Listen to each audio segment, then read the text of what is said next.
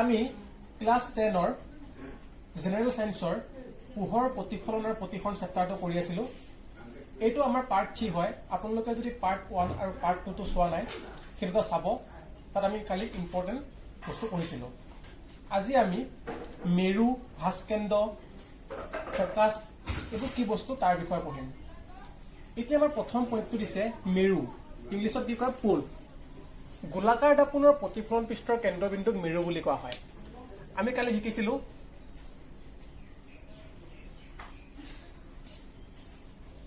এখন আছে আমাৰ অবতল দাপোন, এখন আছে আমাৰ অবতল দাপোন আৰু এখন আছে আমাৰ কি উত্তল দাপোন।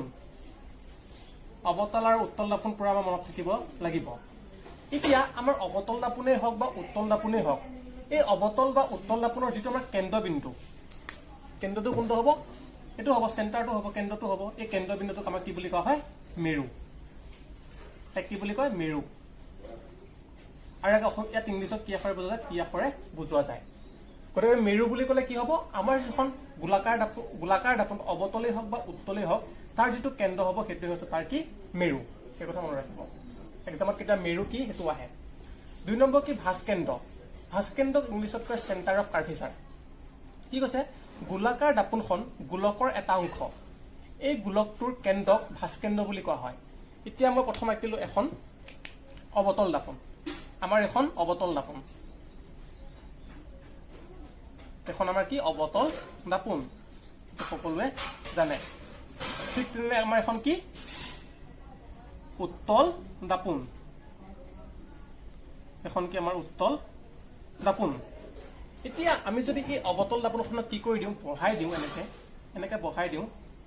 এইটো কি হৈছে? এটা আমাৰ কি হৈছে? গোলকৰ নিচিনা হ'ল। এতিয়া এই গোলকটো এটা আমাৰ কেন্দ্ৰ আছে, এইটো কেন্দ্ৰ। গতিকে এই কেন্দ্ৰটোক কি বুলি কোৱা হয়? ভাস্কেন্দ্ৰ বুলি কোৱা হয়। এই কেন্দ্ৰটোক কি বুলি কোৱা হয়? ভাস্কেন্দ্ৰ। আৰু ইয়াক ইংলিছত চি আখৰে বুজোৱা যায়। তেনেকে উত্তল দাপোনৰ ক্ষেত্ৰত যদি আমি এনেকে বহাই দিওঁ, এনেকে আমি যদি বহাই দিওঁ, এইটো কি এটা গোলকৰ নিচিনা হ'ল।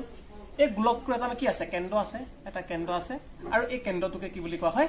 ভাস্কেন্দ্ৰ বুলি কোৱা হয়। আৰু ইয়াক কি চি আখৰে বুজোৱা হয়।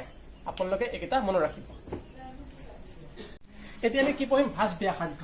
ভাঁজ ব্যাসাৰ্ধক ইংলিছত কয় ৰেডিয়াছ অফ কাৰ্ভেচাৰ। ভাঁজ ব্যাসাৰ্ধ কি? গোলাকাৰ দাপোনখনৰ যিটো গোলকৰ অংশ, সেই গোলকটোৰ ব্যাসাৰ্ধক ভাঁজ ব্যাসাৰ্ধ বুলি কোৱা হয়। ইয়াক আৰ আখৰে বুজোৱা হয়। এতিয়া আমি যদি এখন অবতল দাপোন আঁকো, এখন হৈছে আমাৰ এখন অবতল দাপোন, এখন আছে আমাৰ অবতল দাপোন, আৰু এখন আছে আমাৰ উত্তল দাপোন। এতিয়া আমি যদি এই অবতল দাপোনখনক বহাই দিওঁ, এনেকে যদি আমি বহাই দিওঁ, আমাৰ কি হৈছে? এইটো এটা কি হৈছে? এটা গোলক বনি গ'ল। আৰু এই গোলকটো এটা কেন্দ্ৰ আছে। এইটো আমি কি পঢ়িছিলো অলপ আগত? ভাস্কেন্দ্ৰ। এতিয়া এইটো হৈছে আমাৰ কি মেৰু, ইয়াক পি আখৰে বুজোৱা হয়। এতিয়া এই মেৰু আৰু পোল, মেৰু আৰু ভাস্কেন্দ্ৰ যদি আমি কি সংযোগ কৰি দিওঁ, আমাৰ এইখিনি কি হ'ল? এই গোলকটোৰ কি হ'ল? এইটো ব্যাসাৰ্ধ হ'ল। গতিকে এই গোলকীয় দাপোনখন গোলকৰে এটা অংশ। আৰু গোলকটোৰ যিটো কেন্দ্ৰ আৰু কি মেৰু, এই দুটাৰ মাজত যিটো দূৰত্ব, তাক কি বুলি কোৱা হয়? ভাঁজ ব্যাসাৰ্ধ বুলি কোৱা হয়।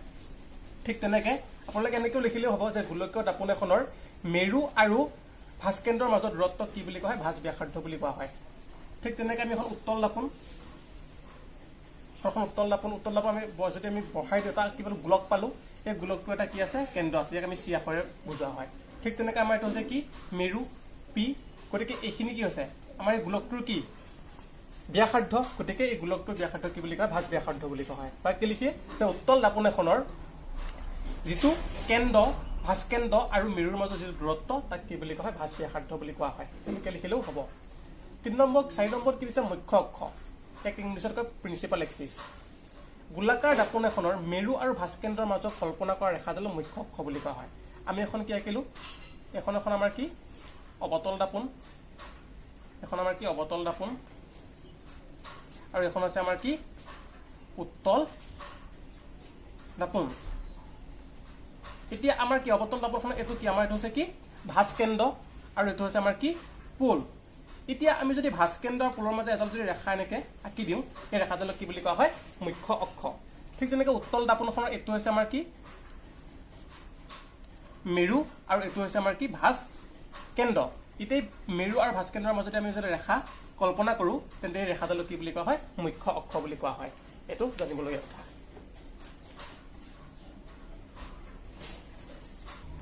এতিয়া আমি পঢ়িম ফকাছ ফকাছ অৱতল দাপনৰ ক্ষেত্ৰত ফকাছ কি সেইটো আমি পঢ়িম মুখ্য অক্ষৰ সমান্তৰালকৈ অহা ৰশ্মি প্ৰতিফলনৰ পিছত মুখ্য অক্ষৰ এক নিৰ্দিষ্ট বিন্দুত মিলিত হয় তাক ফকাছ বুলি কোৱা হয় এতিয়া আমাৰ এখন আমাৰ কি অৱতল দাপন এখন আমাৰ কি অৱতল দাপন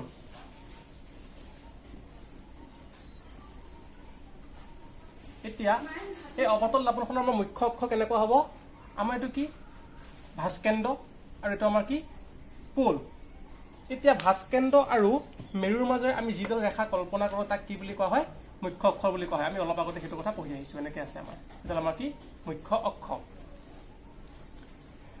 এতিয়া কি কৈছে মুখ্য অক্ষৰ সমান্তৰালকৈ সাপোজ এনেকৈ এডাল ৰে আহিল এডাল মুখ্য অক্ষৰ সমান্তৰালকৈ আহিছে এনেকৈ এডাল ৰে আহিছে ৰশ্মি আহিল মুখ্য অক্ষৰ সমান্তৰালকৈ আহিলে আৰু প্ৰতিফলন হৈ এনেকৈ গুচি আহিলে ঠিক তেনেকৈ এনেকৈ মুখ্য অক্ষৰ সমান্তৰালকৈ এডাল ৰশ্মি গ'ল সেইবিলাক প্ৰতিফলনৰ পিছত সি এনেকৈ গুচি গ'ল গতিকে কি হৈছে মুখ্য অক্ষৰ নিৰ্দিষ্ট বিন্দুত সি মিলিত হৈছে গতিকে এই যিটো নিৰ্দিষ্ট বিন্দু প্ৰতিফলনত যিবোৰ ৰশ্মিৰ এটা নিৰ্দিষ্ট বিন্দুত মিলিত হ'ব তাক কি বুলি কোৱা হয় ফকাছ বুলি কোৱা হয় গতিকে ইয়াক এফ আখৰে বুজোৱা হয় গতিকে অৱতল দাপনৰ ক্ষেত্ৰত কি হ'ব মুখ্য অক্ষৰ সমান্তৰালকৈ অহা ৰশ্মি প্ৰতিফলনৰ পিছত মুখ্য অক্ষৰ এক নিৰ্দিষ্ট বিন্দুত মিলিত হয় নিৰ্দিষ্ট বিন্দুত মিলিত হৈছে তাক কি বুলি কোৱা হয় ফকাছ বুলি কোৱা হয় এইটো আপোনালোকে ছবিটো মনত ৰাখিব তেতিয়া ডেফিনেশ্যনটো লিখিবলৈ ইজি হ'ব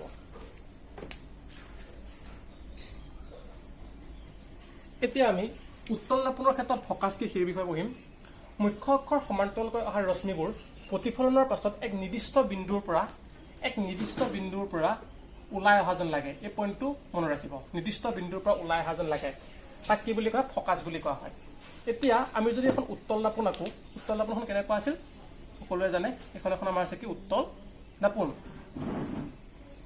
এখন আছে আমাৰ কি এখন উত্তল দাপন এই উত্তল দাপনখনৰ আমাৰ এইটো কি মেৰু ইয়াক পি আখৰে বুজোৱা হয় ঠিক তেনেকৈ আমাৰ এইটো কি ভাঁজ কেন্দ্ৰ ইয়াক আমাৰ চি আখৰে বুজোৱা হয় আমি অলপ আগতে পঢ়ি আহিছোঁ এতিয়া মেৰু আৰু ভাঁজ কেন্দ্ৰৰ মাজেৰে আমি যিডাল ৰেখা কল্পনা কৰোঁ তাক কি বুলি কোৱা হয় মুখ্য অক্ষ বুলি কোৱা হয় গতিকে এডাল কি আমাৰ এডাল মুখ্য অক্ষ এতিয়া কি কৈছে মুখ্য অক্ষৰ সমান্তৰালকৈ অহা ৰশ্মি মুখ্য অক্ষৰ সমান্তৰালকৈ আহিব এনেকৈ আহিছে প্ৰতিফলনৰ পিছত সি এনেকৈ গুচি গৈছে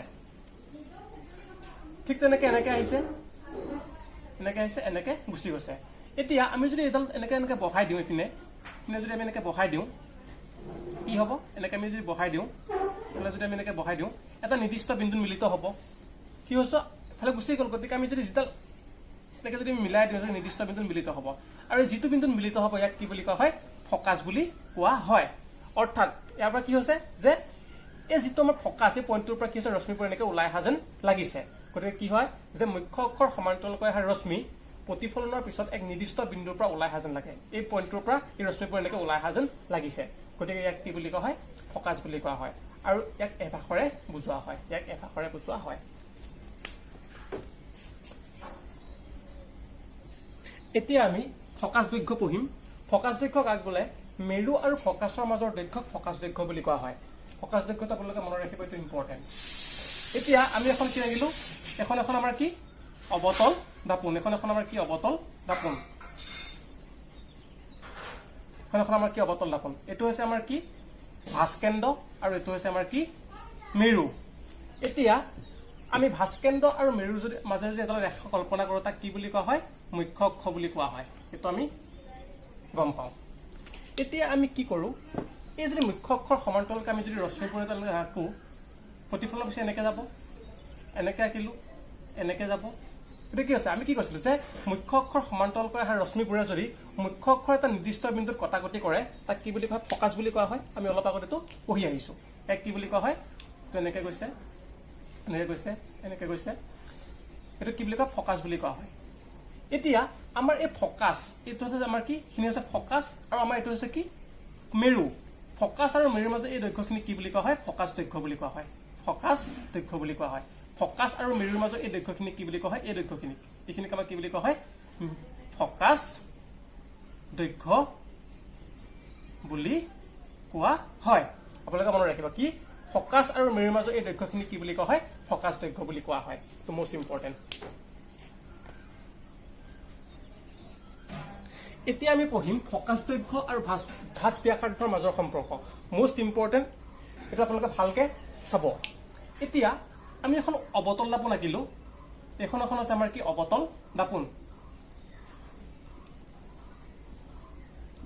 এখন আছে আমাৰ কি অবতল দাপোন এতিয়া এই অবতল দাপোনখনৰ এই কেন্দ্ৰটো কি বুলি কোৱা হয় অবতল দাপোনখনৰ এই কেন্দ্ৰ যেটো আমাৰ মধ্যবিন্দু দাপোনখনটো কি বুলি কোৱা হয় মেৰু বুলি কোৱা হয় এটো সবে জানে আৰু এটো আমাৰ কি ভাঁজ কেন্দ্ৰ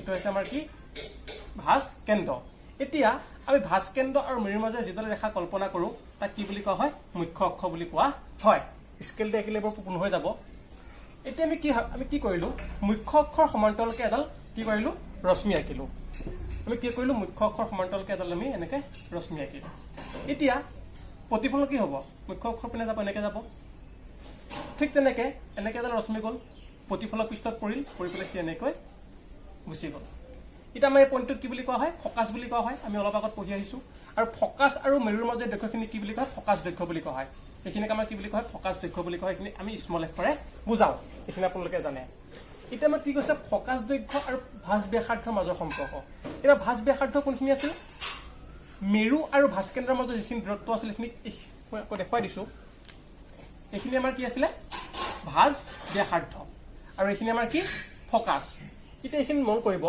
আমাৰ ফকাছ আৰু মেৰুৰ মাজত যিমানখিনি দৈৰ্ঘ্য এফ হলে তেন্তে ফকাছ আৰু যেটো আমাৰ ভাঁজ কেন্দ্ৰ আছে ইয়াৰ দূৰত্ব কিমান হ'ব এফ হ'ব যদি ফকাছ আৰু মেৰুৰ মাজৰ দূৰত্ব 5 সেন্টিমিটাৰ হয় তেন্তে আমাৰ যেটো ভাঁজ কেন্দ্ৰ আৰু ফকাছৰ মাজৰ দূৰত্ব কিমান হ'ব 5 সেন্টিমিটাৰ হ'ব অৰ্থাৎ আমাৰ এইখিনি যিমান হ'ব এইখিনিও সিমান হ'ব এই বস্তুটো মোষ্ট ইম্পৰ্টেন্ট মনত ৰাখিব লাগিব গতিকে আমাৰ টোটেল কিমান আছিল আৰ টোটেল কিমান আৰ গোটেইখিনি ভাঁজ ব্যাসাৰ্ধটো কিমান আৰ এট কি হৈ আছে ইকুৱেল আৰ ইকুৱেল কি হৈ আছে চিএফ এইখিনি হৈছে আমাৰ কিমান চিএফ আৰু এইখিনি হৈছে কিমান এফ পি এটা চিএফ ইকুৱেল কিমান এফ ঠিক তেনেকে এফ পি ইকুৱেল কিমান এফ গতিকে আমি কিমান পাই গলো আৰ ইকুৱেল কিমান পাই গলো টুৱাইস এফ আৰু ইয়াৰ পৰা আমি কি পাম এফ ইকুৱেল আৰ বাই 2 যেটো তোমালোকৰ মোষ্ট ইম্পৰ্টেন্ট কেতিয়াবা আহে যে ফকাছ দৈৰ্ঘ্য আৰু ভাঁজ ব্যাসাৰ্ধৰ মাজৰ সম্পৰ্ক কি তেতিয়া আমি কি লিখিব লাগিব এফ ইকুৱেল আৰ বাই 2 লিখিলেও কাৰেক্ট হ'ব বা আৰ ইকুৱেল টুৱাইস এফ হলেও কাৰেক্ট হ'ব আৰু এটো আৰ ইকুৱেল টুৱাইস এফ কিয় হ'ল কাৰণ আমাৰ যেটো মেৰু আৰু ফকাছৰ মাজৰ যিখিনি দৈৰ্ঘ্য যিমান হ'ব আমাৰ ফকাছ আৰু ভাঁজ কেন্দ্ৰৰ মাজৰ দৈৰ্ঘ্য সিমান হ'ব আৰু দুইখিনি প্লাস কৰিলে আমি কিমান পাম আৰ ইকুৱেল টুৱাইস এফ পাম আৰু এই এফ ইকুৱেল আৰ বাই 2 পাম এটো হৈছে মোষ্ট ইম্পৰ্টেন্ট পইণ্ট এটো আপোনালোকে মনত ৰাখিব